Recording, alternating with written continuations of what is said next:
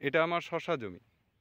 এই শশা জমিতে গাছের বয়স 2 মাস 10 দিনের বেশি, 2 মাস 15 দিন প্রায় হতে চললো।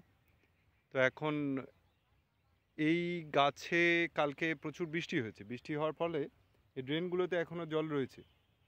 কাটানোর দিকে এটা একটু নিচু জমি, যার ফলে একটু জলটা কাটতে দেরি হচ্ছে। এঁটেলেও ভ্যাটভ্যাটে হয়ে গেছে জমির মাটি। এমনি আজকে শশা তোলাও চলছে।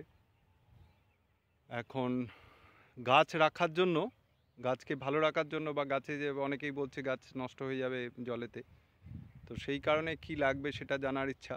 2 নম্বর হচ্ছে যে এতে 2 দিন আগেও ইয়েটা দেওয়া হয়েছে, ধসার ওষুধ দেওয়া আছে, 7 দিন অন্তর দেওয়া হয়।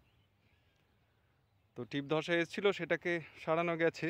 এখন আর নতুন করে ধসা আসেনি, কিন্তু এই যে গাছের গোড়া পচতে পারে কি না এরকম ভ্যাটভ্যাটে জমিতে, সেইটা জানার ইচ্ছা, এবং কি করা যেতে পারে সেটা একটু বলুন।